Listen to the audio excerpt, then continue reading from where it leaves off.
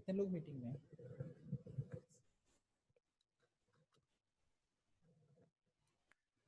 जी मेरी आवाज आ रही है आप लोगों को? एक दो लोग बताएं। काशफ, अहमद रजा जी, चलें ठीक है, आ रही है आपको। अच्छा जी, लास्ट टाइम जो चीजें आपसे मैंने एक दो डिस्कस ये की थी कि कुछ ऐसी बेसिक मैथमेटिक्स की कैलकुलेशंस जो कि शायद आपको इस कोर्स में और बाकी कोर्स में भी हेल्प करे, और हमारे जो फ्यूचर के जितने भी चैप्टर्स हैं, किसी न किसी स्टेज पे किसी न किसी चैप्टर में ये हम लोग जो है वो डिस्कस करेंगे।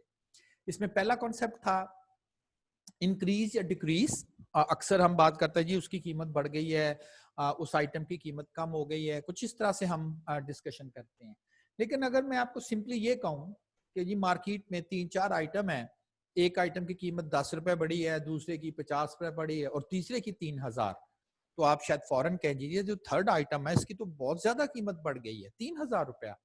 वो शायद थी भी लाख रुपए की आइटम, ठीक है ना, और जो पहला था वो 5 रुपए का आइटम था। तो इस तरह से तो शायद हम कंपैरिजन ना कर पाए, और स्पेसिफिकली कंपैरिजन की बात है तो वैसे भी मुझे ये चीज कोई इतना आइडियली कंपेयर नहीं हो रहा कि 1 लाख रुपए की जो आइटम था वो 3000 रुपए अगर उसकी प्राइस बढ़ रही है, नजर आ रहा है बढ़ गई है, एब्सोल्यूट वैल्यूज में बढ़ गई है, लेकिन ये कितना बनता है? क्या 5 रुपए को ज्यादा कहें, 15 रुपए को ज्यादा कहें, या हम 30 रुपए को ज्यादा बड़ी वैल्यूज कहें? तो इसके लिए फिर हम कॉन्सेप्ट यूज करते हैं कि जी आप इंक्रीज या डिक्रीज को डायरेक्टली ना यूज करें, बल्कि उसमें परसेंटेज इंक्रीज या परसेंटेज डिक्रीज की बात कर लें। तो चूंकि परसेंटेज से हम बड़ा फेमिलियर है, आउट ऑफ 100, तो सबको हम आउट ऑफ 100 ले जाते हैं। जो आइटम 5 रुपए का भी हो हम कहेंगे ये भी 100 का है, जो आइटम 1 लाख का है हम कहेंगे ये भी 100 रुपए का आइटम है। फिर जो हम इंक्रीज या डिक्रीज हम कैलकुलेट करते हैं तो देन हमें ये क्लियर हो जाता है कि ये उसकी कितनी इंक्रीज या डिक्रीज है। मुझे ये तो देन हम आइडियली इसको कंपेयर, तो फार्मूला क्या है, actual increase over the original value multiply by 100, तो हम उसकी इंक्रीज या डिक्रीज जो है वो फाइंड आउट कर लेते हैं। तो कल हमने ये 3 प्रॉब्लम्स किए थे। 80 का कोई लैंप है, उसकी प्राइस बढ़ के 100 पे जाती है, तो डोंट से 20 डॉलर तो आप कह सकते हो, लेकिन 20% नहीं कह सकते। अब देखना परसेंट क्या होती है, आउट ऑफ 100। तो आप जब 20% कहते हैं तो इसका मतलब है 100 रुपए का आइटम हो 20 रुपए बढ़ा है, तो 100 रुपए का तो आइटम ही नहीं है, वो तो आइटम ही 80 रुपीज का। तो क्यों हम कह रहे हैं कि ये फिर 20% है? तो यहां से हमें एक्चुअली क्लियर हो गया कि जो परसेंटेज की बात करते हैं वो कहते हैं फ्रॉम 100, तो 100 तो है नहीं, वो तो है ही 80 रुपए का आइटम, तो फिर 20 तो, और देखिए कैलकुलेशन के बाद भी वो 20 नहीं बना था ना, वो तो 25% बनता था। सिमिलरली 130 रुपए का कोई लैंप है और वो डिस्काउंट में सेल में आपको 100 का मिल रहा है, अब फिर आप अगर 30% लफ्ज बोल देंगे, 30 तो ठीक है कि 30 रुपए उसकी कीमत कम हो गई है, लेकिन अगर आप 30% वर्ड बोल देंगे तो आप परसेंट को किस में कहते हैं, 100 में से, तो कहते हैं जी 100 रुपए का आइटम, वो तो 30 रुपए कम, तो 100 का तो आइटम है नहीं, वो तो है ही 130 का, तो फिर ये अगेन रॉन्ग हो गया। और उसको जब आप कैलकुलेट करोगे तो देन वो 30 नहीं बनता, 100 रुपए का हो तो 30 रुपए कम हो तो 30 बनता है, लेकिन ये तो आइटम ही 130 रुपए का है, तो ये 23% डिस्काउंट बनती है। अच्छा, तीसरे में अगर आप नोट करें तो 100 का आइटम जो है 70 रुपए में सेल पर है, यानी कि $30 कम है। हाँ, यहां अगर 30% आप कह देते हो तो ठीक है, इसलिए कि 30 का मतलब क्या होता है, परसेंटेज का मतलब क्या है, 100 का हो 30 कम हो गया तो ठीक है 100 का ही है। तो देखें अगर मैं फार्मूले में भी अगर उसको करूं तो देन अगेन वही वाला इंफॉर्मेशन आ जाती है।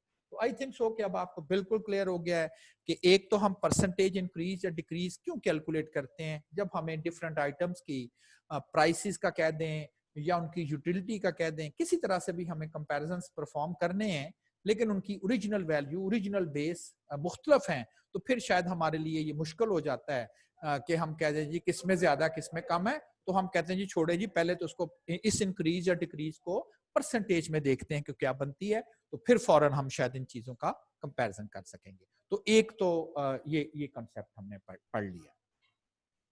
अच्छा, ये जो नेक्स्ट कॉन्सेप्ट है ये बहुत ज़्यादा इम्पॉर्टेंट है और मुख्तलफ ये पॉइंट्स में यूज़ होगा।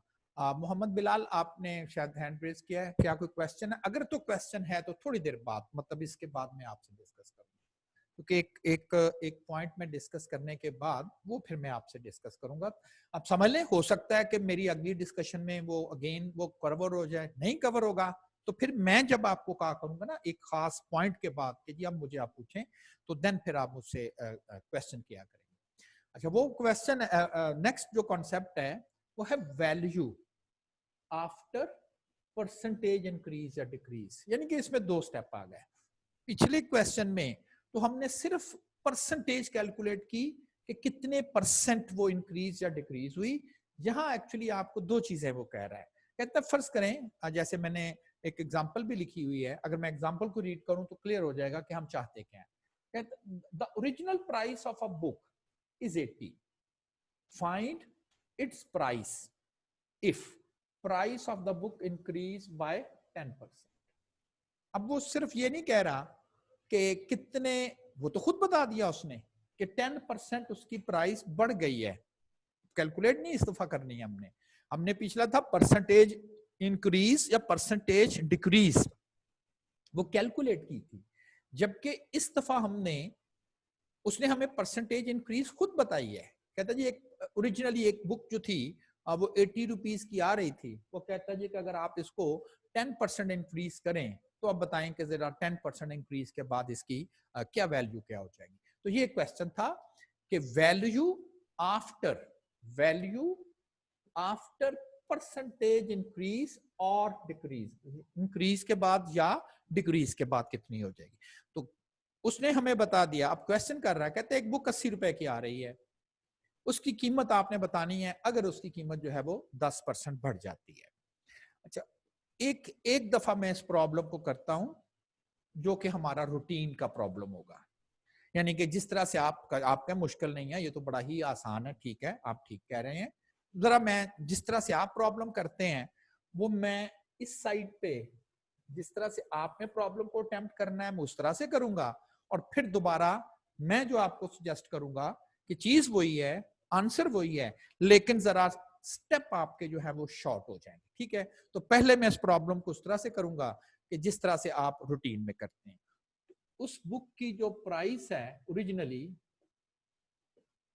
वो 80 रुपीज की वो बुक है। क्वेश्चन की स्टेटमेंट यही है, the price of a book is 80, find it price if it's price increase by 10%। तो ये हमारा एक्चुअली क्वेश्चन था।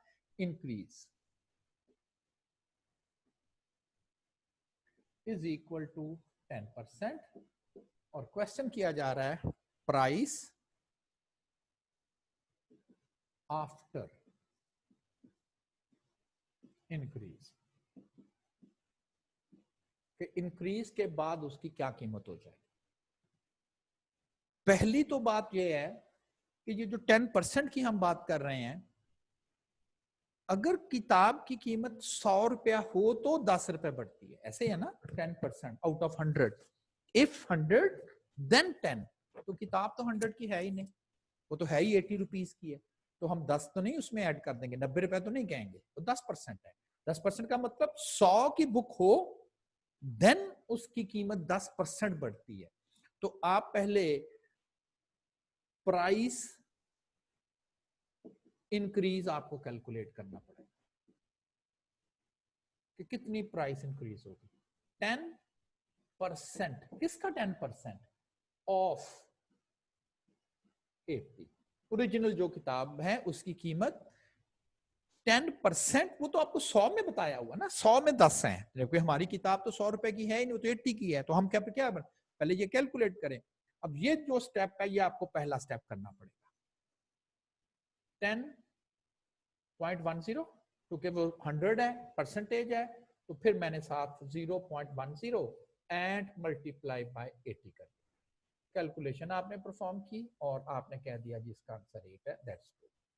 तो ये एक स्टेप आपने किया कि 10% 100 का हो तो 10 रुपए, लेकिन जो 100 का है नहीं तो इसका मतलब 10 रुपए नहीं बल्कि ये तो बुक 80 की आती है, तो इस हिसाब से इसकी कीमत जो है वो 8 रुपए बढ़नी चाहिए। ये एक स्टेप हो गया। And the second, price after increase, कि जी इंक्रीज के बाद इसकी क्या कीमत या इसकी प्राइस जो है इंक्रीज के बाद वो क्या हो जाएगी। Is equal to original plus increase, जितनी उसकी कीमत और इंक्रीज की। ओरिजिनल इसकी 80 थी, 8 रुपए की इंक्रीज हो गई है और वो ये बुक 88 की। बिल्कुल सही है, बड़ा सिंपल सी चीज थी, मैंने जरा थोड़ी डिटेल के साथ लिख दी। बहरहाल हमें 2 स्टेप्स में आइडिया हो गया। पहला स्टेप परसेंटेज में इंक्रीज बताई है, वो तो 100 की हो तो 10 बताइए, हमारे पास तो 100 की है नहीं, तो पहला स्टेप तो ये करना पड़ेगा कि अच्छा जी आपने बता तो दिया है कि 10 उसमें इंक्रीज इतनी है, लेकिन किताब तो 80 का 10% ले तो 8 रुपए बनते हैं, तो उसकी कीमत तो 8 रुपए इंक्रीज होगी। दैट्स फाइन, 8 रुपए ही इंक्रीज है। और दूसरे स्टेप में फिर आपने क्या किया, दूसरे स्टेप में आपने ओरिजिनल वैल्यू प्लेस की और ओरिजिनल में आपने जितनी इंक्रीज थी उसने ऐड कर दी और क्या दिया जी 88 इज द फाइनल प्राइस। बिल्कुल ठीक है। अच्छा, ये मेथड वो है जिसमें फॉर्मूला ने आप रूटीन में फेमिलियर है, तो 2 स्टेप आपको कर किए आपने। एक आपने इंक्रीज कैलकुलेट की और फिर ओरिजिनल प्राइस में इंक्रीज ऐड कर दी और कह दिया कि ये प्राइस आफ्टर इंक्रीज आ गई। अब अल्टरनेटिव इसका क्या है? अल्टरनेटिव इसका ये है, फर्ज करें मैं दूसरा स्टेप ही करता हूं, प्राइस डायरेक्टली करने लगा हूं, price after increase, price after increase, original वही फार्मूला लिख रहा हूं, plus increase, original plus increase. Original है 80 प्लस, बस डिफरेंस मैंने सिर्फ ये करना है इस दफा कि यहां पर मैंने आंसर कैलकुलेट करके फाइनल जो आंसर 8 आया वो यहां प्लेस किया, लेकिन अब कह रहा हूं कि आप इसके फाइनल आंसर को कैलकुलेट करके ना रखें, बल्कि इसको ऐसे ही लिख दें। मतलब तो वही है इसका, इसको इसी तरह से प्लेस करते हैं, बजाय इसके कि इसको सॉल्व करें और 8 आंसर रखें। मैं कह रहा हूं कि जो किया मैंने वही है, इंक्रीज, लेकिन सोल्यूशन के बगैर ही इसका फार्मूला। आप कहेंगे इसका क्या फायदा? देखिए थोड़ी सी जरा फार्मूला सीधा हो गया। 80 जो है वो है ओरिजिनल, ये कॉमन आ गया, इधर 1 आ गया और इधर 0.10 आ गया। 80 1.1 इनको मल्टीप्लाई करेंगे तो वही आंसर 88 आ जाएगा। वही आंसर जो है 88 वो आपके पास आ जाएगा। अब अगर मैं कहूं कि ये फिर क्या फार्मूला बन गया है, यानी कि अगर आप फार्मूले की बात करें कि जी क्या ये फार्मूला बन गया है, तो इस फार्मूले की अगर जहां तक बात है कि जी क्या ये फार्मूला बना है, तो इसके हिसाब से आप अगर ये कह सकते हैं कि जी डायरेक्ट फार्मूला ये बना है कि किसी की भी अगर आपने कीमत कैलकुलेट करनी हो प्राइस आफ्टर इंक्रीज, तो क्या करें, उसकी ओरिजिनल कीमत रख लें 1 प्लस, बताएं कितने परसेंट इंक्रीज है, 10%, आप उसे डेसिमल में लिख लें। एक ही स्टेप में आंसर आ गया 88। ये 2 स्टेप मैंने इकट्ठे कर दिए, बजाय इसके कि आप इंक्रीज को अलहदा से कैलकुलेट करें और ये, तो फिर फार्मूला जो बन गया वो बन गया price after increase is equal to original, जितने की वो बुक आती है या जो आइटम भी है, 1 प्लस R%। और ये जो R% है ये है रेट ऑफ इंक्रीज।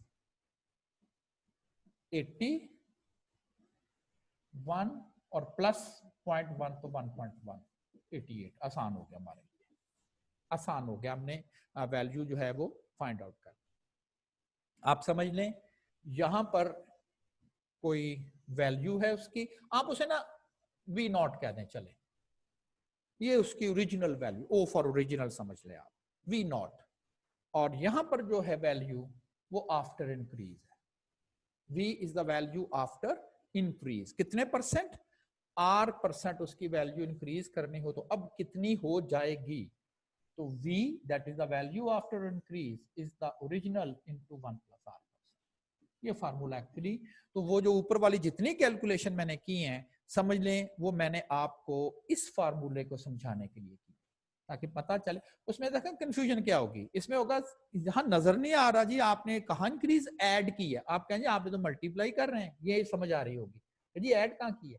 एक्चुअली मैंने यहां पर नहीं ऐड की, मैं तो ऐड ऊपर करके आया हूं। ये देखें, ये मैंने ऐड ऊपर करके आया हूं, मैं तो यहां ये देखें ऐड किया हुआ है। वो जो सिंप्लीफाइंग स्टेप बने इसके, उसमें ये मल्टीप्लीकेशन में आ गया। अगर मैं डायरेक्टली ये फार्मूला आपको लिखता ना, डायरेक्टली इस फार्मूले को मैं लिख देता, तो शायद आप लोग इसको ऐसे कंफ्यूज करते कि जी आपने तो इसमें इंक्रीज ऐड होनी चाहिए थी, आप तो इंक्रीज ऐड ही नहीं कर रहे, आप तो इस चीज को जो है वो मल्टीप्लाई कर रहे हैं। तो एक्चुअली मैं वो स्टेप करके आके फाइनली आपको बता रहा हूं कि जिस वैल्यू में भी जितने परसेंट अगर आपको इंक्रीज चाहिए और ये क्वेश्चन हो कि अब वो वैल्यू कितनी हो जाएगी, सिंपल इज दैट, उसकी ओरिजिनल वैल्यू ले लें इनटू 1। अगर इंक्रीज हो तो प्लस कर दें, अगर डिक्रीज हो तो आप उसे माइनस कर दें। अगर मैं इंक्रीज की बात करता हूं तो आप कहेंगे R%, और अगर फर्ज करें डिक्रीज की बात है तो फिर इस प्लस की जगह क्या आ जाएगा? नेगेटिव साइन, तो ये डिक्रीज हो जाएगा।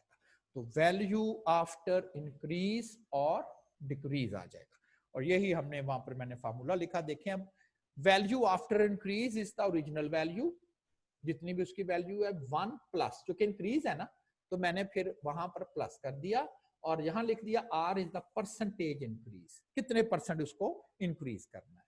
Next, value after decrease, original 1, लेकिन यहां पर माइनस, क्योंकि यहां पर वर्ड जो है वो डिक्रीज है। तो किसी की कीमत बढ़ने के बाद, परसेंटेज में बढ़ने के बाद अब कितनी हो गई है, या किसी की कीमत परसेंटेज में कम होने के बाद अब कितनी हो गई है, इस फार्मूले को मैंने अप्लाई किया है। न्यू प्राइस यानी कि price after increase is the original into 1, चूंकि ये इंक्रीज है 10%, तो मैंने इसको ऐड कर दिया। 80 मल्टीप्लाई 1.1, द आंसर इज 88, और हमने इसको सॉल्व कर दिया। इसी फार्मूले को अब मैंने फॉलो करना है, और ये मैंने यानी कि जो ऊपर दो फार्मूले, अगर इंक्रीज होगी तो मैंने प्लस कर देना है, अगर डिक्रीज होगी तो मैंने उसे माइनस कर देना। कहता है if it's price increase by 10% in first month, पहले उसकी कोई बुक थी, एक माह में वो 10% उसकी प्राइस बढ़ी है, and then 8% during the second month, 10% during the first month and 8% during the second month. अब जो बुक है यहां पर आपको 80 रुपए की वो कॉस्ट की है, या ओरिजिनल प्राइस है। आफ्टर 1 मंथ एक इंक्रीज आई है, और फिर सेकेंड मंथ में भी एक इंक्रीज आई है। यहां वो इंक्रीज 10% है, और यहां पर जो इंक्रीज है वो 8% है। अब अगर मैं सिर्फ पहले पोर्शन पर, जो कि पहली इंक्रीज आ रही है 10%, अगर मैं अपना वही प्रॉब्लम सॉल्व करूं 10% वाला, तो कह सकता हूं 80 is the original value into 1 plus 10% increase, तो जब भी आपको फार्मूला बताया गया। अब क्या करें, आप इसे सॉल्व ना करें, अभी क्वेश्चन रहता है, आप इसको सॉल्व नहीं करेंगे, ऑल्दो ये 88 है, लेकिन आप इसे सॉल्व नहीं करेंगे। अच्छा, अब जो ये हमारी ओरिजिनल कीमत बन गई है, किसके लिए ओरिजिनल? जब यहां पर बात करें 8% और कीमत बढ़ी, अब यहां गलती आप क्या करेंगे, आप कहेंगे 80 का 8%, बुक 80 की तो रही नहीं है, बुक की कीमत तो अब यहां से बढ़नी है ना, ड्यूरिंग द फर्स्ट मंथ। जैसे पेट्रोल है, गवर्नमेंट कहती है जी 2 रुपए कीमत बढ़ गई, 98 का चले गया, और उसके बाद कहते हैं 2 रुपए और बढ़ गई, तो वो 98 से आगे चलेगा ना, जो उसकी अब कीमत है इस वक्त जो है इससे मजीद। तो एक माह पहले तो वो 80 की थी, लेकिन एक माह के बाद वो तो 80 की रही नहीं है ना, वो तो 88 पे चली गई है। अब आप मैं कह रहा हूं कि इसको 88 में सॉल्व ना करें और फिर आप 8% इंक्रीज करें। अब जो 8% की इंक्रीज होनी है वो इसमें होनी, तो हमारे लिए ओरिजिनल वैल्यू जो है वो अब ये है, ये हमारे लिए अब ओरिजिनल वैल्यू है, इनटू प्लस इंक्रीज है तो प्लस कितने परसेंट, 8%। तो फिर इसका मतलब हो गया 80, this one is the original price into 1 पहली इंक्रीज, ठीक, और दूसरी इंक्रीज।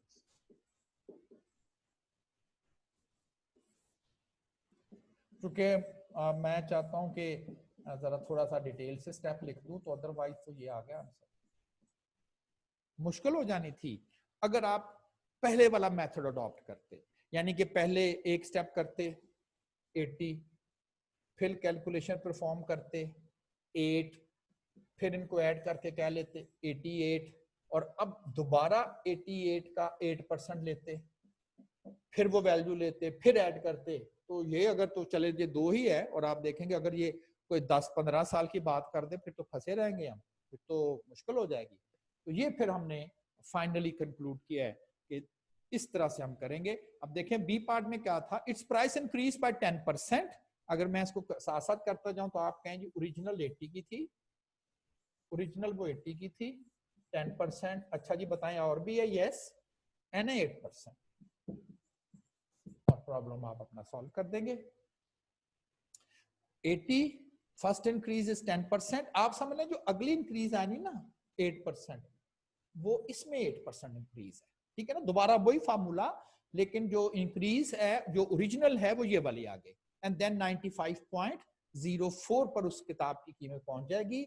अगर पहली दफा वो 10% इंक्रीज करे और अगले माह में मजीद जो इंक्रीज हो चुकी है उससे। अच्छा, मेरा आपसे एक क्वेश्चन है, देखें कौन इसको रिस्पॉन्स करता है। क्या ये सही नहीं है कि जी 10% और फिर 8%, तो ये 18% बनती है, तो क्यों ना हम ऐसे अपने प्रॉब्लम को सॉल्व कर लें।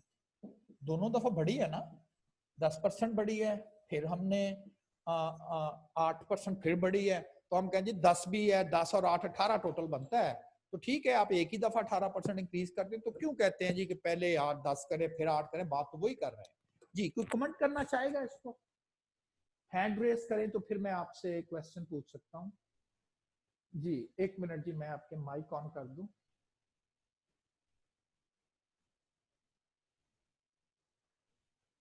आमना, आमना मुझे आंसर करना चाहेगी जी, अपना बेटा माइक ऑन करो, आंसर करो आमना। सर ऐसे पॉसिबल नहीं है कि हम लोग उसको 18% करके करें, क्योंकि फर्स्ट टाइम में उसकी इंक्रीज हुई है ना 10%, जैसे वो 8%, वो अकॉर्डिंग टू फर्स्ट सैलरी होगी। अब जब वो 8% ऐड हो गया उसमें, उसके बाद हम लोग जो सैलरी बनेगी उसके अकॉर्डिंग हम लोग वो करेंगे। लेकिन मतलब अगर हम लोग बोलें कि 18% ओवरऑल सैलरी में करें तो वो तो आंसर ही ठीक नहीं आएगा।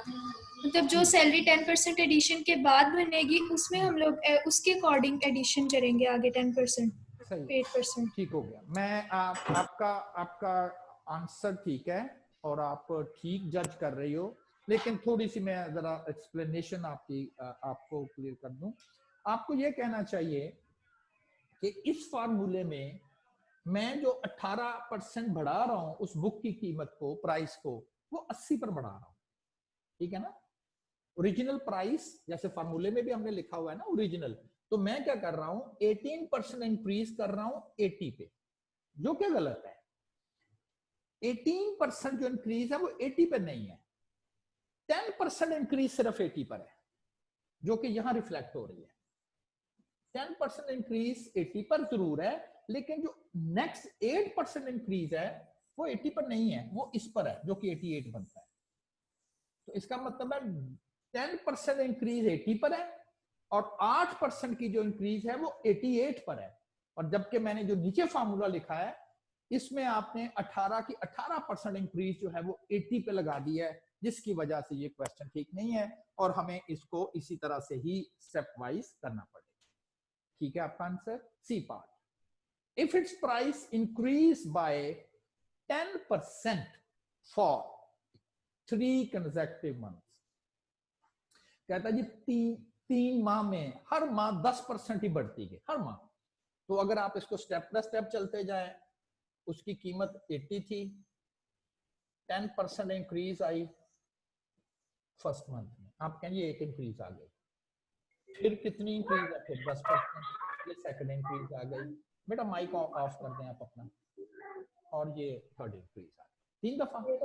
इसको आप सिंपल ये कर लें कि अगर आपको इस चीज का आइडिया है कि अगर आप सेम वैल्यू जो है सेम रिपीटेडली अगर आप मल्टीप्लाई करते हैं, रिपीटेडली आप अगर मल्टीप्लाई करते हैं रिपीटेडली, तो देन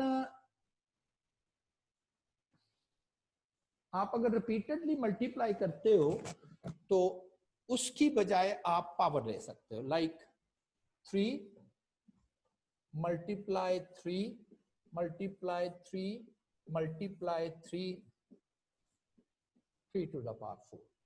अब चूंकि ये 3 दफा मैंने सेम ही वैल्यू हाँ अगर एक 10 है एक 8 है फिर तो अलग करना पड़ेगा। तो चूंकि आप कहें जी 3 दफा 10% इंक्रीज आनी है तो उसकी पावर लिख दो, you will get the answer. तो आप आंसर लिख। अब ये अब देखें आसान नहीं हो गया। अगर वो मुझे ये कहे कि जी 30 साल या 30 माह तक 10% ही बढ़ती जा रही है, तो फिर मैं सिंपल 1.1 टू द पावर 30 कर दूंगा, आसान हो गया। लेकिन अगर आप पहले मेथड की तरह करना स्टार्ट कर दें कि पहले 10% इंक्रीज करें, फिर उसकी कीमत कैलकुलेट करें 88, फिर 10% इंक्रीज करें 88 का, वो 8.8 बनता है, फिर 88 में ऐड करके नई कीमत बनाएं, फिर 10% करें, वो तो बहुत लेंथी हो जाना था। और अब हमारे लिए ये प्रोसीजर जो है वो आसान हो गया। ठीक, 80 इंटू 1.10, और ये इंक्रीज एक दफा नहीं है, 3 टाइम्स आ रही है, तो हम उसको 3 पावर लेके तो अब कहेंगे कि जी 3 माह के बाद उस बुक की कीमत जो 80 रुपए की थी, अगर 3 माह में वो 10% बढ़ती है तो वो 106.48 पे चली जाएगी। डी पार्ट है, if it's price increase by 10% during the first month and then decrease by 10% during the second month। कहते हैं पहली दफा उसकी 10% वैल्यू इंक्रीज कर गई और फिर अगले मंथ में वो दुकानदार ने कहा चले मैं 10% इसकी कीमत कम कर देता हूं, तो मेरा तो ख्याल फिर 80 दोबारा नहीं आ जाना चाहिए। क्यों? पहले 10% इंक्रीज किए, बढ़ गई, और फिर 10% उसने कम कर दी अगले मंथ में। तो आल्दो पहली दफा इंक्रीज ही है, यहां तक फर्स्ट मंथ में इंक्रीज है 10% इंक्रीज है यहां से, और अगले मंथ में फिर 10% उसने कम भी तो कर दी है ना। तो इसका मतलब है ओरिजिनल कीमत ही आ जानी चाहिए। क्या ये सही मैं कह रहा हूं आपको? कोई बताएगा मुझे कि अगर उसने फर्स्ट मंथ में 10% इंक्रीज की है और अगले मंथ में फिर उसने 10% अगर डिक्रीज कर दी है, तो देन इट मींस कि उसको तो सेम ओरिजिनल वैल्यू ही मिल जानी चाहिए। क्या ये मैं चीज सही बोल रहा हूं? जी अब्दुल रहमान। सर 80 का 10% होता है वो 8 होता है, लेकिन 80 जब 88 का 10% वो तो 8.8 होगा, तो इस वजह से वैल्यू में बहुत फर्क आ जाएगा। इसका मतलब है कि सेम नहीं रहेगा ना? नहीं रहेगा सेम। नहीं रहेगा। इसकी रीजन यही है कि जब आपने इंक्रीज की है 10%, वो जो इंक्रीज थी वो तो 80 का 10% थी ना, जब आपने इंक्रीज की बात की वो 80 का था, और अब उस बुक की कीमत हो गई 88। अब जो 10% इंक्रीज आनी है वो जो इस वक्त उसकी कीमत है 88, वो जो डिक्रीज आनी है वो आपके पास आनी है 88 का 10%। तो 88 का जो 10% इसकी कीमत अब कम होगी, 8 नहीं कम होगी 8 तो ये 79.2 की बुक बनेगी, 80 ओरिजिनल नहीं बनेगी। तो बड़ा हम कंफ्यूज करते हैं कि जी फिर क्या फर्क पड़ा है, 10% इंक्रीज हो गई 10% डिक्रीज हो गई, तो इससे क्या फर्क पड़ा है? बेसिकली वो जो पहली दफा 10% इंक्रीज हुई थी वो इंक्रीज हुई थी 80 का 10%, वो 8 था, 88 रुपए कीमत हो गई। अब 10% जो डिक्रीज होनी है वो 88 का होनी है, तो जिसकी वजह से वो कम हो गई। एक आप मुझसे क्वेश्चन आप लिखेंगे, यानी कि क्वेश्चन आप सॉल्व करेंगे, एंड देन फिर मैं आपसे कुछ अगर क्यूरी हुई इसके रेलेवेंट स्टिल तो मैं आपसे पूछूंगा।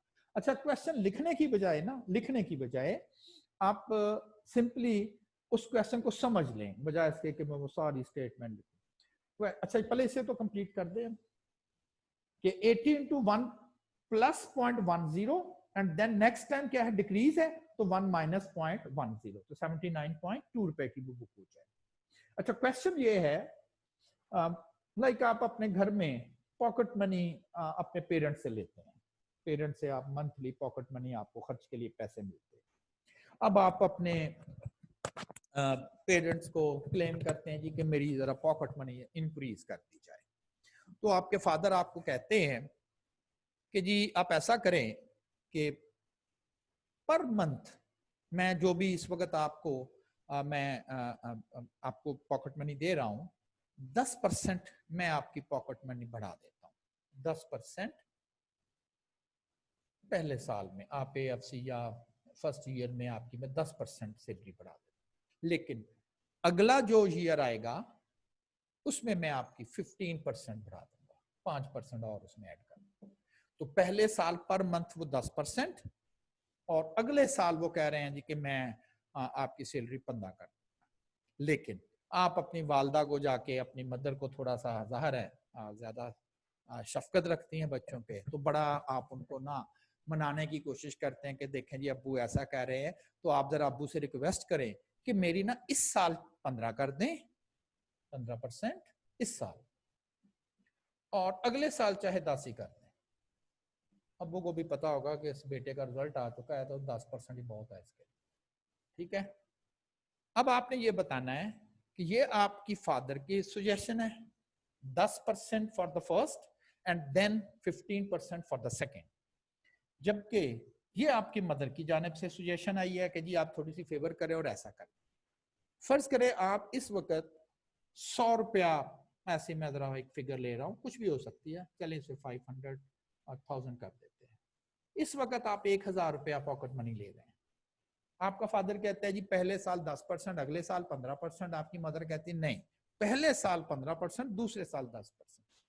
अब आपने मुझे ये बताना है कि 2 साल के बाद फादर की जो सजेशन थी या मदर की जो मदर ने सजेस्ट किया था, पर मंथ पॉकेट मनी किससे ज्यादा आप लेंगे?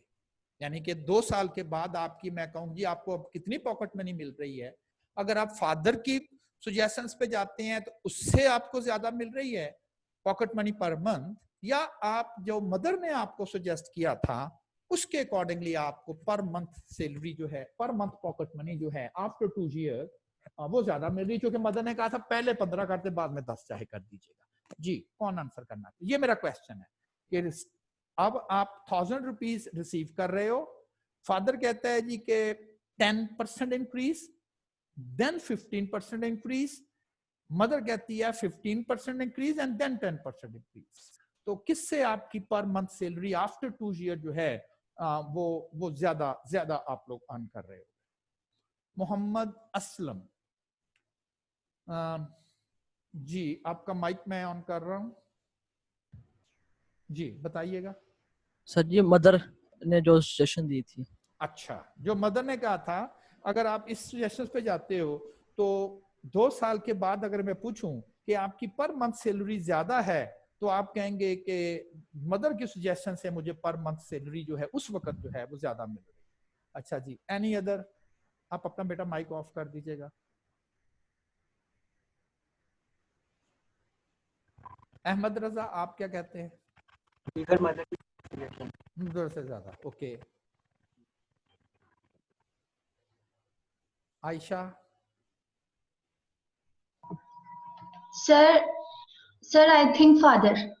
फादर से, बस तुक्के लगाओ। हाँ, एक ने वो दो ने मदर कह दिया, ने कहा नहीं सर, तो जरा थोड़ा सा मूड लगता है कि सर समझ रहे हैं गलत, अब चलो हम उधर कर देते हैं। अब तीसरा है कोई नहीं, वरना आपने कहना था नहीं ब्रदर। सर, आप फार्मूला लगा के मुझे बता दें।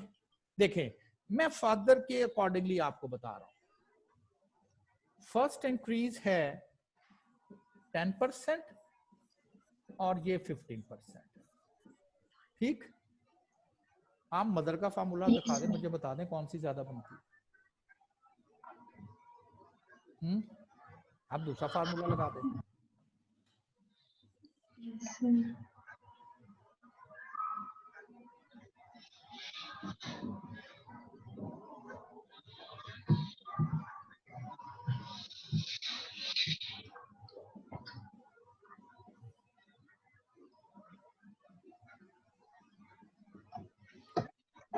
तो कौन सी ज्यादा होगी,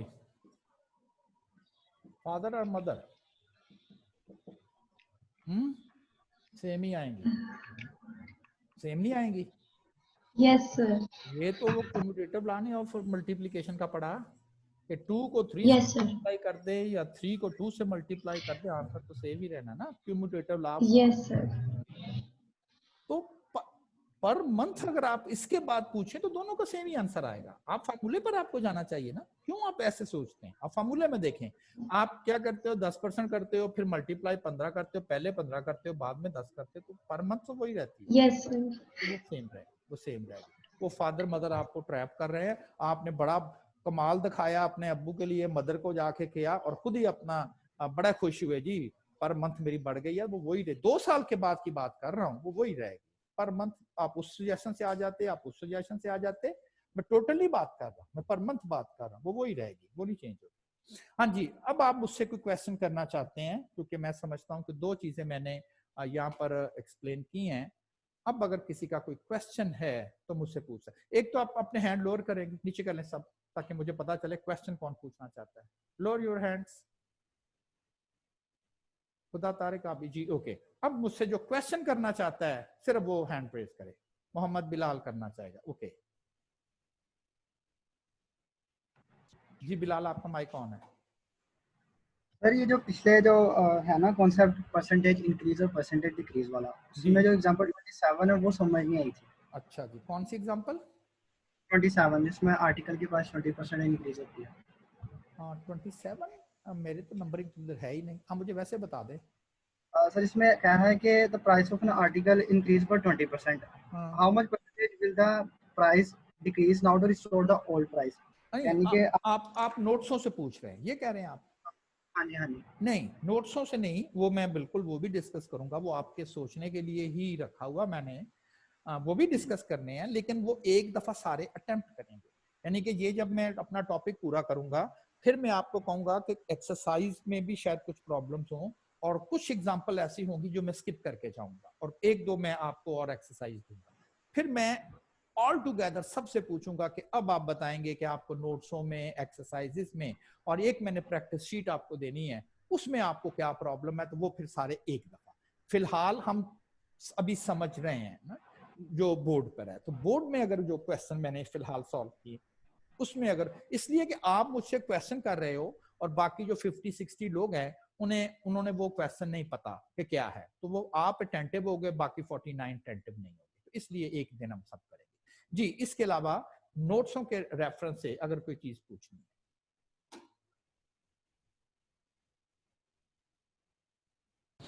जी मुबीन। अस्सलाम वालेकुम सर। वालेकुम सलाम। सर एग्जांपल 29 जो अभी किया प्राइस ऑफ बुक वाली, उसका सी पॉइंट जरा सर क्लियर कर दें दोबारा। अच्छा ठीक है, मैं करता हूं। इसका सी पॉइंट है, if the price of a book increase by 10% for 3 consecutive months, यानी कि पहली दफा भी 10% उसकी प्राइस इंक्रीज करती है, तो मैं इसको स्ट्रक्चर कर देता हूं like increase after 1 month, after 2 month and after 3 month। After 3 month, तो ये मैंने इनकी प्राइसेस जो हैं वो इंक्रीज कर दी। अब प्राइस उसकी है 80, 10% की इंक्रीज और तीनों दफा हो रही है। अब ये जो इंक्रीज नेक्स्ट आनी है वो इस पर आनी है, तो हमारे लिए ये ओरिजिनल हो गई और ये इंक्रीज आ गई 10% की, फिर 10% इंक्रीज है लेकिन इसके ऊपर, तो ये अब ओरिजिनल प्राइस का रोल प्ले करेगी और ये इंक्रीज, तो फिर इसका मतलब ये हो गया कि 1.1 अगेन 1.1 अगेन 1.1। तो जब आप कोई चीज बार बार मल्टीप्लाई करते हैं तो क्यों ना उसकी पावर लिख के अपने प्रॉब्लम को जरा थोड़ा सिंपल करके लिखें। हाँ, अगर एक 10% होती फिर मैंने ऐसे लिखना था, अगली दफा 8% है, फिर मैंने ऐसे लिखना था, तीसरे मंथ में 5% है तो फिर ऐसे लिखना था। लेकिन अगर तीनों मंथ में ही 10-10 है ऐसे करके, तो फिर सिंपल नहीं है कि आप कहें जी कि 10% इंक्रीज और फिर 10 और फिर 10 और 3 दफा, तो ये पावर में आ जाए। तो ये मैंने इस प्रॉब्लम को जो है वो सॉल्व किया था। अगर तो आपको क्लियर हो गया है तो ठीक है, और अगर नहीं तो फिर आप हैंड रेस करेंगे दोबारा से कि नहीं जी मुझे अब भी ये चीज क्लियर नहीं है, और अगर क्लियर है दैट्स ओके, ठीक है।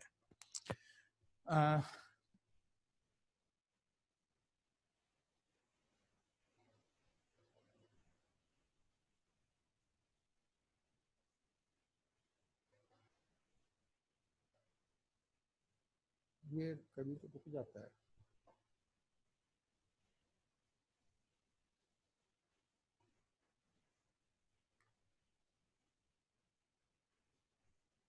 बिलाल, आपका आप क्वेश्चन करना चाहते हैं तो आप अपना माइक ऑन करें और करें क्वेश्चन मुझसे।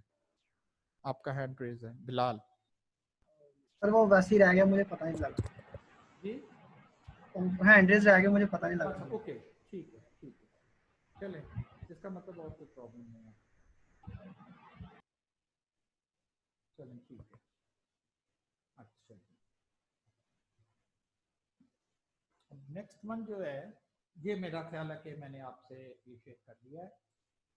ये जो प्रॉब्लम्स हमने एक्चुअली किए हैं, ये सारे इसलिए किए कि हमारा असल जो काम है वो तो प्रॉफिट और लॉस वगैरह की बातें करना है। कितना फायदा हुआ, कितना नुकसान हुआ, कितना प्रॉफिट हुआ, कितने परसेंट प्रॉफिट हुआ। कहते नहीं दुकानदार कि जी हम 15% प्रॉफिट आपसे लेंगे, 5% प्रॉफिट लेंगे, मुझे नुकसान हो गया, 10% नुकसान हो गया, मैं इतने के लिए। तो ये जो चीजें अभी 2-3 हमने पढ़ी हैं, अब सिर्फ मैंने इनको कन्वर्ट करना है कि इसे प्रॉफिट कह दे और इसे लॉस कह दे। प्रॉफिट और loss, when the sale price, कितने का वो आइटम, मैं एक क्या कह रहे हैं, एक दुकानदार के रेफरेंस से आपको बात कर रहा हूँ कि दुकानदार मार्केट से, मंडी से, होलसेल से वो चीजें खरीद के लाता है और अपनी शॉप पे लेकर रख लेता है, और आप एज अ कस्टमर वहां पर जाके वो चीजें परचेज करते हैं। ठीक है, पर्पस क्या उस दुकानदार का, आपसे प्रॉफिट अर्न करना। ठीक, तो मैं इस वक्त दुकानदार के रेफरेंस से बात कर रहा हूँ। When the sale price of an article, दुकानदार के लिए जो जिस कीमत पर वो बेचेगा, वो उस दुकानदार के लिए तो सेल प्राइस है, आल्दो आपके लिए वो कॉस्ट है ना, आप खरीद के ला रहे हो तो आप कहते हैं ना मुझे इतने का पड़ा या इतना का ये मेरी कॉस्ट है। तो मैं दुकानदार के रेफरेंस से बात कर रहा हूँ, क्योंकि प्रॉफिट तो जाहिर है दुकानदार ने कमाना है ना, लॉस दुकानदार को होना है ना, तो इसलिए उसके रेफरेंस से बात होगी। When the sale price of an article is greater its cost price, it is said to be sold at a profit. And difference between the sale price and the cost price is called profit.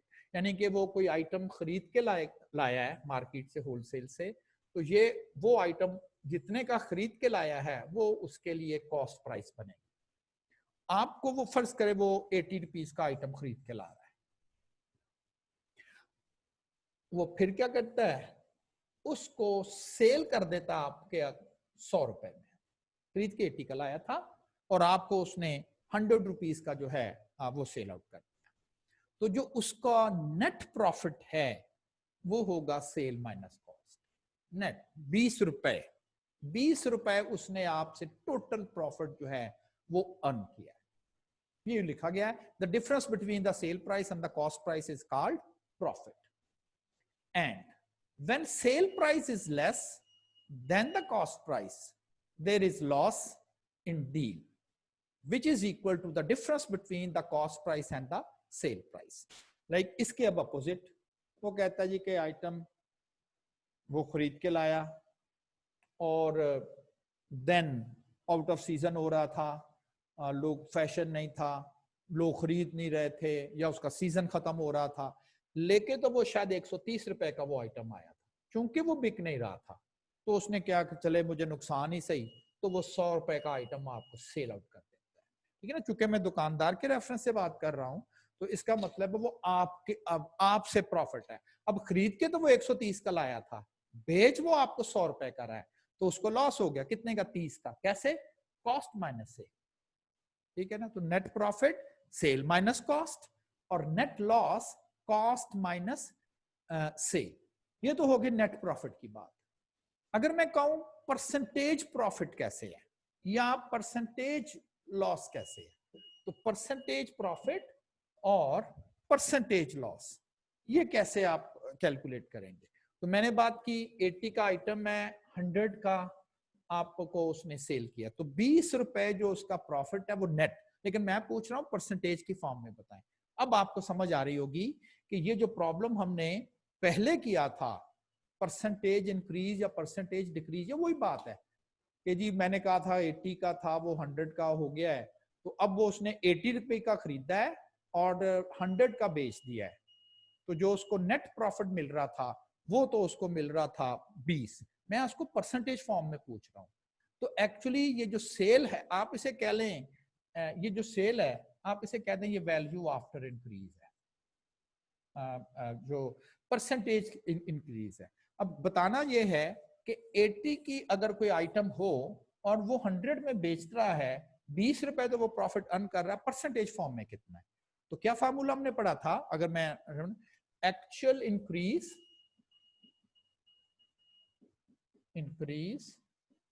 जो मैंने पहले formula आपको पढ़ाया था, over the original into 100, जो पहले आपसे discuss किया था। इस सिनेरियो में आ जाएं तो ये जो 80 से 100 में गया है, जिसे मैंने एक्चुअल इंक्रीज का लफ्ज बोला है, अगर इस साइज पर आ जाए तो क्या बनता है? ये फिर एक्चुअल प्रॉफिट हो जाएगा, ये नेट प्रॉफिट या एक्चुअल प्रॉफिट। तो एक्चुअल इंक्रीज हुई ना 20, तो क्या इंक्रीज 20 क्यों इंक्रीज किया है? वो उसका प्रॉफिट उसने अपना लिया ना आपसे, इसलिए उसने कीमत इंक्रीज की है। तो एक्चुअल प्रॉफिट की क्या definition? S minus C, actual profit over important original. ये जो उसने प्रॉफिट आपको 20 रुपए से अर्न किया था, क्या उसने 100 रुपए का जो आइटम लिया है उसके ऊपर 20 है? नहीं, जो उसने 80 का लिया था ओरिजिनल, तो जो ओरिजिनल है इसका मतलब ये बन गई कॉस्ट, ये कॉस्ट, और जो एक्चुअल इंक्रीज है वो है नेट प्रॉफिट। फार्मूला उधर मैंने किसी के लिए भी पढ़ा दिया, लेकिन यहां पर अब स्पेसिफिक टू कॉस्ट और सेल, तो परसेंटेज प्रॉफिट का फार्मूला बन गया। क्या? Actual profit over cost into 100। Cost का मतलब ओरिजिनल और एक्चुअल प्रॉफिट का मतलब है कि कितनी वो इंक्रीज की है। अब इसके अपोजिट भी ठीक है, जो मैंने दूसरी एग्जांपल आपसे शेयर की, कैलकुलेट कर लेना कितना बनता है, आप कैलकुलेशन हम कर सकते हैं। दूसरी जो एग्जांपल आपसे शेयर की थी, ये जी 130 रुपए का आइटम लेकर आया, बिक नहीं रहा था, उसने कहा मजबूरी है बेचना तो है, तो 100 रुपए का आपको सेल कर दिया। लॉस क्या होता है? कॉस्ट माइनस सेल, तो ये लॉस हो गया उसे, cost minus sale, cost 130 sale 100, तो 30 का लॉस हो गया। लेकिन ये जो 30 का उसे लॉस हुआ है, क्या वो मैं कहूं कि वो 130 पर हुआ है कि 100 पर? 130 पर लॉस हुआ है ना, इस पर खरीदा फिर उसे लॉस हुआ, बेचने पर नहीं खरीदने पर हुआ ना उसे, तो ओवर 130, डोंट से कि उसे 10-30% लॉस हुआ है। तो ये चीजें हम पहले भी इस चीजों को कर चुके हैं। तो वैल्यू, ये जो आपको मैंने आप कह लें कि ये डिस्कस की थी वैल्यू, ये वाला एक्चुअली मैंने अब इसी चीज को, बिल्कुल इसी चीज को मैंने कन्वर्ट कर दिया। यहां पर मैंने लिखा था परसेंटेज इंक्रीज और अब वर्ड लिख दिया परसेंटेज प्रॉफिट। भाई कॉस्ट को बढ़ाएंगे तो फिर ही प्रॉफिट में आएंगे ना, तो कैसे? एक्चुअल प्रॉफिट एक्चुअल इंक्रीज की जगह एक्चुअल प्रॉफिट या नेट प्रॉफिट कह दें, नेट प्रॉफिट चलें ठीक है, ओवर ओरिजिनल। ओरिजिनल का मतलब क्या है? ओरिजिनल का मतलब है कॉस्ट इनटू 100, तो नेट प्रॉफिट, इसको आप अगर पूरा फार्मूला एस माइनस सी ओवर सी इंटू 100, तो actual profit over the cost into 100। और जो परसेंटेज डिक्रीज है, इसका मतलब है पहले कीमत ज्यादा थी 130, नहीं बिक रही थी तो उसने कम करके बेची 100 पे, 30 रुपए क्या हुआ? डिक्रीज हुई, तो वो बन गई आपके पास परसेंटेज डिक्रीज। तो जो डिक्रीज बनी वो C minus S, actual decrease over क्या है? Over the original which is cost into 100। ये आपके पास है, ठीक है ना? तो यही दो फार्मूले फिलहाल जो कि जो चीजें जनरली समझी थी वो मैंने इसलिए आपको समझाई, और वो भी आनी, ये नहीं कि वो छोड़ दें और यही कर लें बस, नो, ये भी आपको करनी है, लेकिन कन्वर्ट कर रहा हूं कि किसी चीज को बढ़ा दिया, और अगर प्रॉफिट लॉस की बात करें तो वो जो चीज जितनी आपने बढ़ाई वो प्रॉफिट है, कॉस्ट को बढ़ाया, जितना बढ़ा के बेचा वो प्रॉफिट था, और लॉस क्या है, कॉस्ट को कम करके जितना बेचेंगे, यानी कि जितना सेल में बेचेंगे कॉस्ट से कम, वो हमारे पास लॉस है। और अब आप इसको परसेंटेज फॉर्म में उस प्रॉफिट और लॉस के फार्मूले मैंने लिखे हैं। तो ये दो फार्मूले एक्चुअली आपको समझाने थे, ये उसके रेलेवेंट है जो ये आर्टिकल हमने किया था, यानी कि ये जो दो फार्मूले हैं ये इसके रेलेवेंट है, और जो अगले दो फार्मूले हैं वो इस आर्टिकल के रेलेवेंट है। नेक्स्ट टू, ये दो फार्मूले जो मैंने लिखे ये इस आर्टिकल के रेलेवेंट, जो अगला हमने कहा था वैल्यू आफ्टर इंक्रीज। और मैं ख्वाहिश करूंगा कि कल जब आप मेरे पास क्लास पढ़ने आए, एक तो मैंने बता दिया कि ये क्यों वही फार्मूले है, सिर्फ वर्ड मैंने परसेंटेज इंक्रीज की बजाय वर्ड परसेंटेज प्रॉफिट लिख दिया, और परसेंटेज डिक्रीज की बजाय वर्ड मैंने परसेंटेज लॉस लिख दिया, और देन कैसे आपने प्रॉफिट और लॉस कैलकुलेट करना है। ये जो अगले दो फार्मूले हैं वैल्यू आफ्टर इंक्रीज और वैल्यू आफ्टर डिक्रीज, अब जरा नोट करें, कॉस्ट, अगर मैं आपको ये कहूं कि ये 80 है, सेल, अगर मैं आपको ये कह दूं कि मैंने यहां से 10% प्रॉफिट अर्न करना है, कितने का बेच, तो ये आपने बताना है। तो कह सकता हूं ये आप मुझसे, मैं आपसे पूछ रहा हूं ये वैल्यू बताएं, क्योंकि ये वैल्यू क्या है, इस 80 को आपने क्या करना है, इंक्रीज करना है, कितना, 10 नहीं 10%, फिर बताना है। तो वैल्यू आफ्टर इंक्रीज में आपसे पूछ रहा हूं, ठीक है ना। तो इस मैंने आपको हिंट किया है, ये नहीं कि मैंने टॉपिक कवर कर दिया, मैंने हिंट सिर्फ किया ताकि आप अपने लिए पढ़ सकें। और इसके बाद नोट्सों में देखेंगे तो आपको, मेरे पास क्वेश्चन कम होंगे, क्योंकि जो सिंपल चीजें वो मैंने छोड़ दी, वो फॉर्मूले में रख के मैंने छोड़ दी, वो आपने खुद ही करनी है। प्रॉफिट और लॉस के प्रॉब्लम्स है, आप देखेंगे सिंपल सिंपल आपसे होते जाएंगे, तो शायद 3-4 प्रॉब्लम्स हैं सिंपल हैं, वो आपसे हो जाएगी, नहीं होंगे तो फिर मैं आपसे डिस्कस करूँ, ठीक है जी। अब आपको 2-4 मिनट वेट करेंगे ताकि हम स्टैटिस्टिक्स की क्लास को जो है वो स्टार्ट करें।